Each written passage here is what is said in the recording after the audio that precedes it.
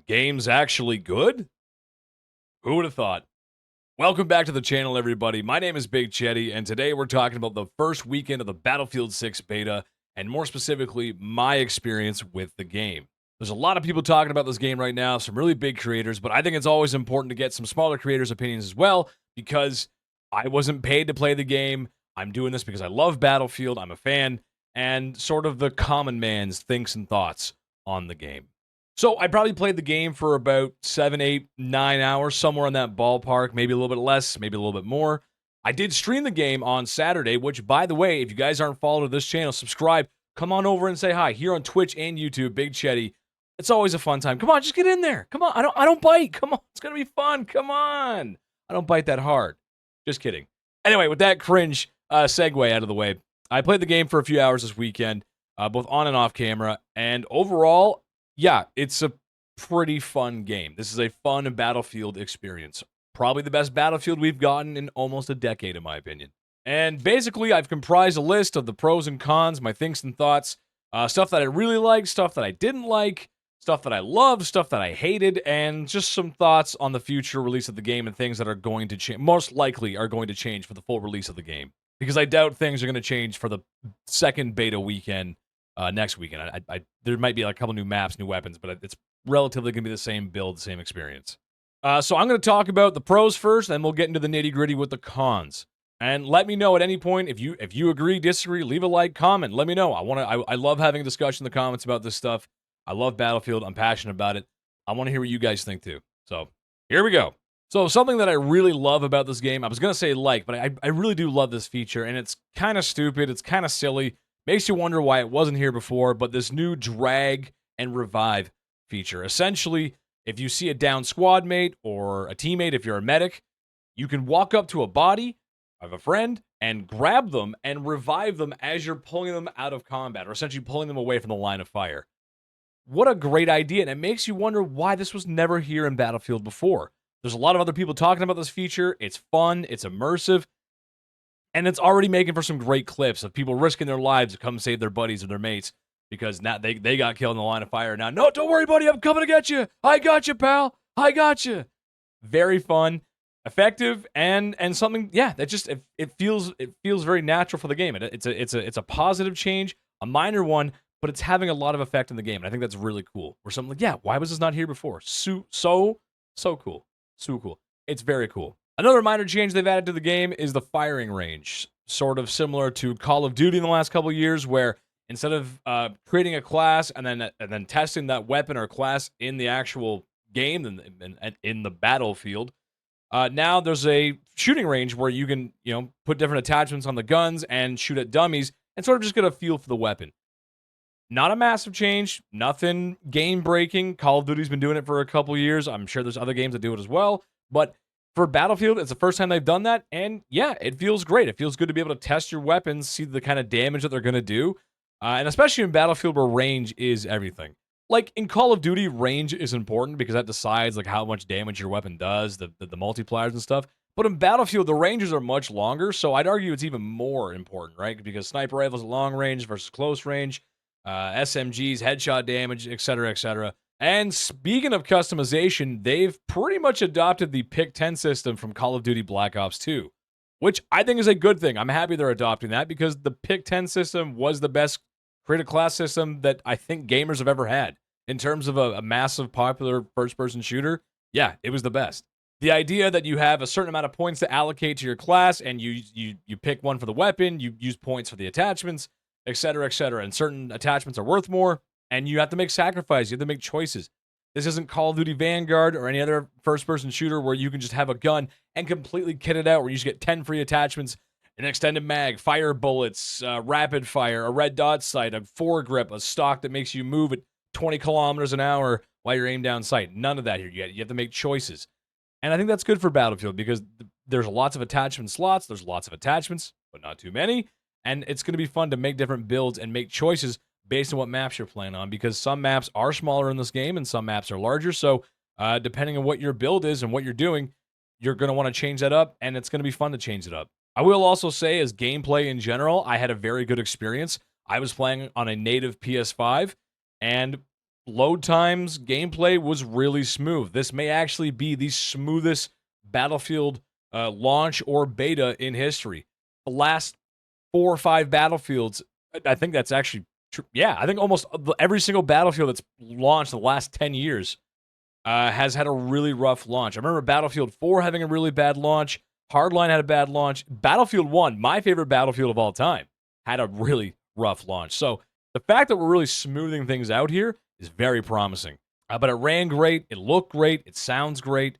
And I had maybe like 1 or 2 crashes, which are like, oh, but you crashed though. It's a beta. It's expected to have some issues, but as far as betas go, it ran really well. So I'm happy with that. Map design is something that I'm always very interested in because I feel like a lot of shooters really lack that these days. Not just a Call of Duty problem, not just a Battlefield problem. Anytime I play a first-person shooter online, I feel like I don't have my map. And maybe it's because we were spoiled. You know, I was a teenager in the early 2010s, and that's when first-person shooters were arguably at their peak. I'd say they were, but, you know, Black Ops 2 and the Halos and et cetera, et cetera, some of those maps are so good and so iconic.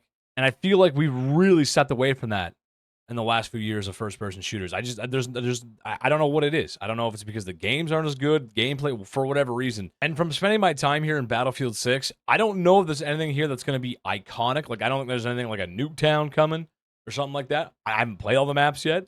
But just in terms of map flow and quality, I'm happy. They gave us 3 maps this weekend. Relatively small maps for Battlefield. They're large for Call of Duty maps, but for Battlefield, they're relatively small, medium-sized maps. And they all played pretty well, in my opinion. I was playing mostly Conquest and Breakthrough because I like to switch up the modes. I don't like to play the same mode over and over again. I felt the flow was good. I feel like it was mostly balanced. I do feel like the larger map, Breakthrough, what was it called? I can't remember what it was called. That's a bad sign. But the larger, more open map, the attacking felt harder on the first attack point in Breakthrough than defending. Defending on that first point, it's so open and you're able just to see everyone. So it's a little difficult there. So the map does feel a little one-sided. And I had heard some other people talking about there's a little one-sidedness to the maps. So that's something I think they need to acknowledge. But overall, I think the maps are fine. I feel immersed. I'm fighting in urban combat, and then you go to like an open field, this mountainous range. Which Battlefield's kind of known for. They kind of do have a good dichotomy of like urban combat and then like open field, crazy all out tanks, helicopters, that kind of stuff. So it felt really good in my opinion. We're in a good spot. One of the biggest changes I noticed, because I mainly play support, always have played support. I'm an LMG player in Call of Duty and in Battlefield, is that they've kind of combined the roles of medic and support in this game. Previously, there was 4 classes in Battlefield: medic, support, engineer, and recon. Medic has ARs and can revive people. Engineer has SMGs, carbines, and they're meant for taking out or repairing vehicles. Then there's support with LMGs that either give ammo or find some sort of support with mortar fire.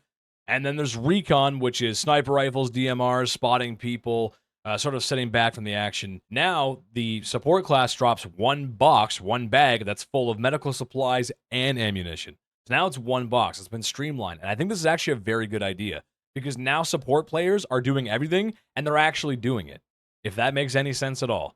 There's nothing more frustrating than playing Battlefield and not having the medic and support class, the class that supports both engineer and recon, not help each other. I cannot tell you how frustrating it is. Every Battlefield fan knows how frustrating it is to be sitting beside, laying on the ground, begging for help, while a medic quite literally is over your body shooting at someone when they could easily be reviving you. Sometimes they can't, sure, but when you can easily be revived and they're not doing it, that really sucks.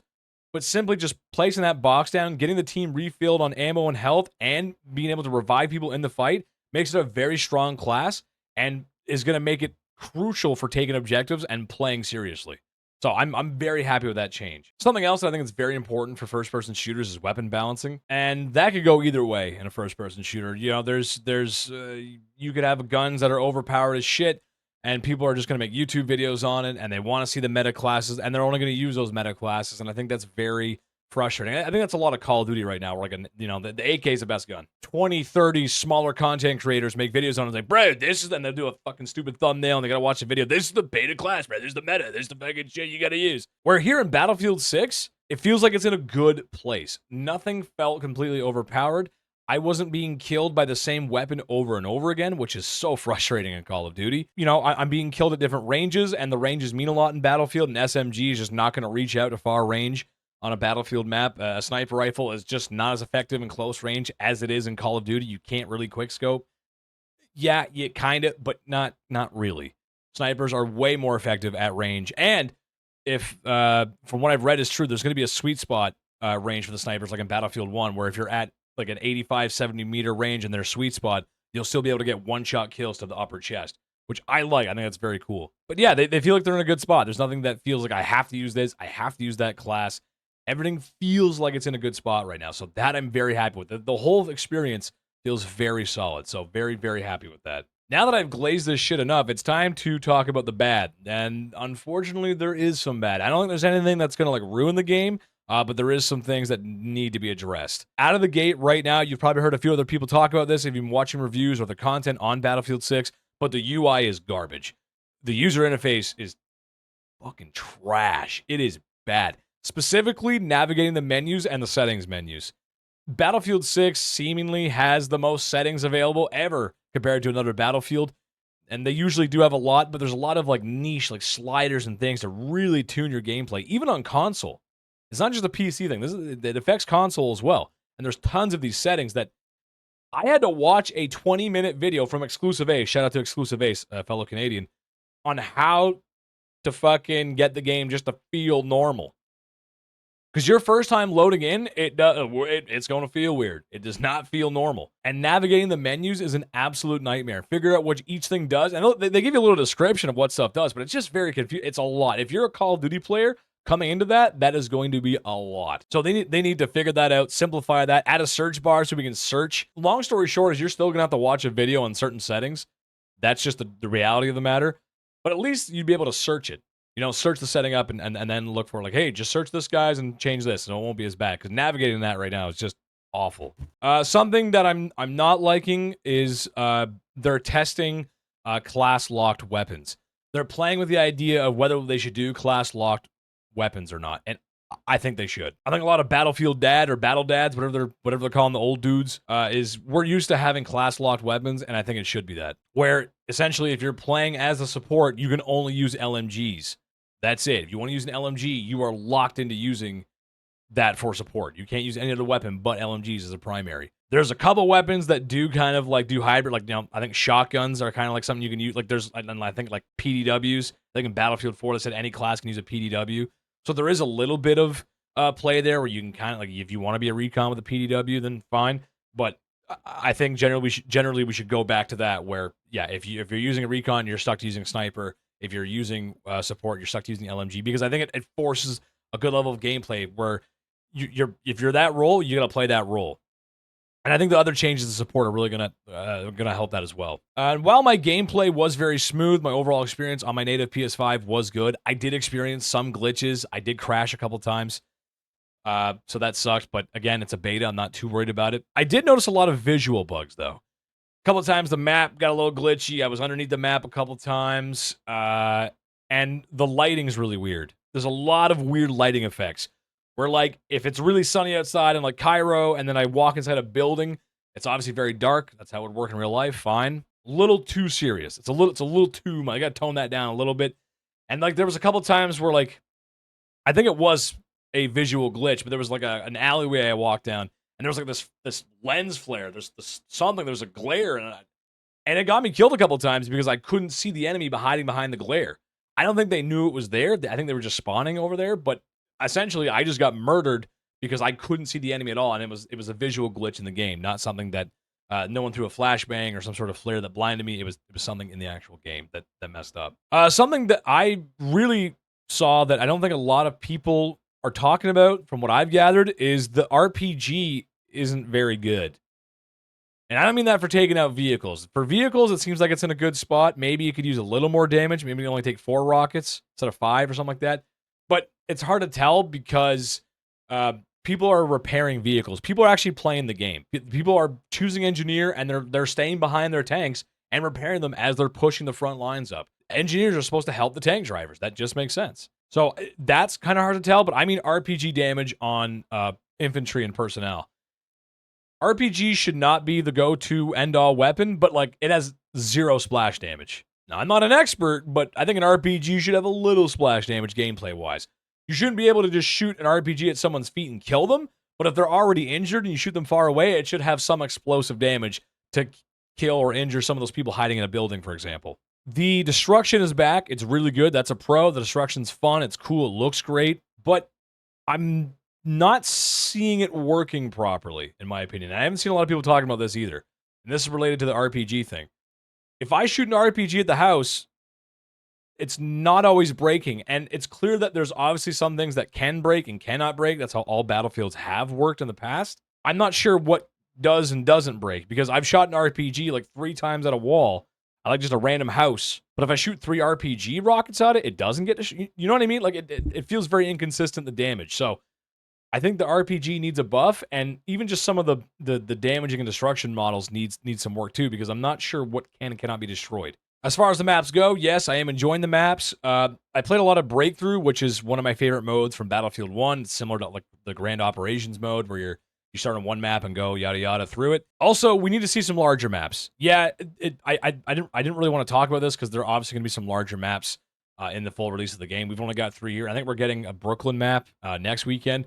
But we didn't really see any of that larger combat stuff, and Battlefield's known for having larger maps. And we just want to see some larger stuff. So kind of a con, but it's going to be fixed when the game gets fully released. We're getting like 9 maps, plus a Battlefield 3 remaster, so that's great. This is kind of a nitpick, but something that I don't really like in modern games is the fear of using real countries. Look, I understand sometimes this stuff is sensitive, but like, there's no reason why we can't just do US versus Russia. You know, Canada versus North Korea. Like, I don't know. Like, what? Like, there's no reason why we can't. And then it would give you another reason to, like, unlock more skins. Like, if you're playing as the US, you know, oh, if you get 10,000 headshots as the US medic, you get a rare skin for the medic. You know what I mean? That would be a good idea. Or, like, hey, if you're playing as the Russians, here's a rare Russian skin or an old Soviet. Like, I just prefer that more than this, like, NATO versus Paramax. I don't even know what it's called. It's like some private military group. It's going to be part of the campaign because we're getting a campaign for the first time in a long time, or at least a single story. And that's what they're going for here. That's some paramilitary group that's attacking NATO for some reason. Like, whatever. I just hate it. I think it's stupid that you can't just do Russia versus US. It's just a silly thing.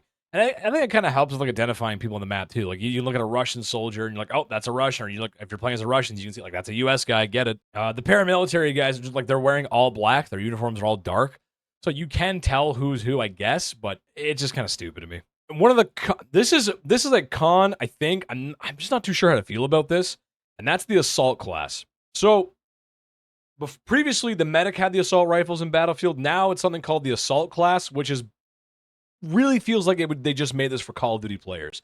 There's a massive emphasis on this game catering to Call of Duty players, and I could see why some Battlefield fans are upset about that. I get that. Me being a hybrid, me being someone who loves Call of Duty and Battlefield, I'm okay with it. But the assault class feels very lone wolf. And again, any class in Battlefield can feel like that depending on how you're playing. If you just log on and sit in the back of the map as a recon and just shoot people for your highlights, for your clips, to give it a little serotonin boost when you pop someone's head off and you get that little jingle that plays, fine, I get it. But just core design on its own, the assault class feels very lone gunman. And I'm not sure exactly what purpose the lone gunman has for the overall picture of Battlefield. I've seen that in the blog post on Battlefield 6, or at least the EA, the website, they're going to be giving the spawn beacon to Assault so that they can run behind enemy lines, plant the beacon down, and then everyone else can spawn on that. I'm still not sure how to feel about that. I still feel like it should be for the recon, for the sniper. I feel like they should have it because they're usually sitting far back, but if they make the risk to get behind enemy lines because they're carrying snipers and DMRs, things that aren't very good in closer range, if they plant that spawn beacon down, they took the risk to give people the advantage to spawn there, not someone who's already using an AR, which are usually the primary weapons in the game, and any shooter, anything automatic like that is a right. It's the primary weapon in the game, or most standard weapons you're going to see. Infantry versus infantry. Like, it feels very strange they would do that. So I'm really not sure how to feel about that. I don't know. I don't know if I like that or not. I can't tell you. I gotta have more gameplay and time with it. The really only main difference for the assault compared to everyone else is that the assault has access to a frag grenade, or sorry, a flash grenade. Kind of helpful in Battlefield, but like not really in close quarters. Yes, but Battlefield does have a lot of open areas as well, and I don't know how useful flash grenades are going to be. It's very niche, so saying, "Oh, he's got flash grenades," is like, okay, big deal. And on top of that, he gets a third weapon. He gets a third primary, or sorry, a second primary, mule kick. He's got the assault has mule kick on, and box standard right now, everyone's using the shotgun, which kind of makes sense. You have an AR, a pistol, and a shotgun, so you can switch over to a shotgun, and the shotgun's actually pretty good, and use that in close quarters. But I don't know if that's enough to choose that class. I don't know if that's enough to do that. So I'm happy they made the medic and the support one thing, but the assault feels very weird right now, and I'm not sure what could be added to that to make it feel better. In my opinion, I would give the assault the mortar, because I'm sure the mortar's coming at some point. Mortars can be very effective. As if we're all fans of Battlefield 3, we all know how effective those mortars can be. But giving the assault the mortar makes more sense to me, because then it gives them something to do. You know, it's like a fire support team, if that makes sense. If we're getting into like realistic military stuff, you could be like he's like a light artillery group or something like that. That's what I want to know in the comments. Let me know, guys, if you played the beta and what you think of the assault class and the changes. That's probably my biggest I don't know. Like, I want to hear what other people think about that. Lastly, the last negative I can think of right now is the COD focused content. I am a Battlefield fan, so I do understand what people are talking about with that. It could be a negative, but as a Call of Duty fan, I think maybe having a little bit of Call of Duty focused stuff, it could be good. Having a mix of small, medium, and large maps, I think works in Battlefield to really mix up that flavor of tank, helicopter, infantry combat, to just having an infantry map, or maybe just having a vehicle map. I think they did that in Battlefield 3, didn't they? I swear to God, there was a map in Battlefield 3 that was like almost all vehicles. I think it was the largest map ever of all, or at least at that time. And I think there was like an AC-130, I think you get into, or something like that. And there was like 4 tanks, 4 LAVs. It was like designed for vehicle combat. So maybe something like that, sort of really give us a change in flavor would be really nice. As far as things that I want to see, I brought up a few things like the mortar, but something that I would like to see for this game is some legacy content. What do I mean by that? Well, I think if we're going to adopt the Call of Duty style of gameplay, why don't we adopt the Call of Duty style of like DLC? At least the good Call. We took the Pick 10 system. Why don't we take the good DLC structure? Battlefield DLC has always been very good. It has always been worth the money, in my opinion. They treat the game more like it's more like an expansion than a DLC. And I think most Battlefield players buy the DLC because it adds on more to the game. It expands the game than just adding a couple things. So I think most Battlefield players bought the DLC, whereas most Call of Duty players never bought the DLC, which is really weird to think about, because you're like, oh, you think back to like old Call of Duty Zombies and all those old maps. A lot of people don't remember those maps because they didn't buy the DLC, because most Call of Duty players are too casual for that. Whereas most Battlefield players, while I'd still argue Battlefield is a casual experience, I think most Battlefield players bought the DLC. So what I'm saying is, keep the structure of giving us, for example, 4 maps plus a remaster every couple updates. And don't say it's too much work. They could do it. Give us 4 brand new maps, a new weapon, maybe a new vehicle, and then give us a throwback. Give us another throwback from Battlefield 4. Give us the throwback from Hardline. That downtown map from Hardline with better destruction would be crazy. That was a good map. And do it that way, but don't charge us for it. That would be the number one thing is, well, you want to pay more money for it? No, I don't want to pay more money for it. No, because I think we've moved on from that sort of DLC structure. We are in more of a battle pass. And if you think this game's not going to have a battle pass, you're crazy. I mean, it's going to. But the idea of getting lots of content for every update will keep this game fresh. It's fun enough as it is right now. If you adopt some sort of style like that, it will keep the game fresh from start till the end of this game's life cycle when they announce the next one in a couple years, which I think actually would be a Star Wars Battlefront game and not Battlefield. Anyways, guys, I'm going to stop yapping. This is a very long video. Make sure to leave a like, comment, let me know what you think, and subscribe. Tell your friends, get them to come click in here. Get your friends in here. Tell them to come on in. It's fun. It's going to be a lot of fun. I promise you. I promise. And I'm a Jedi. I wouldn't lie. Come on, man. I'm a Jedi. Come on. I wouldn't do that. Anyways, guys, I love you so much. I'll see you soon. Bye, guys.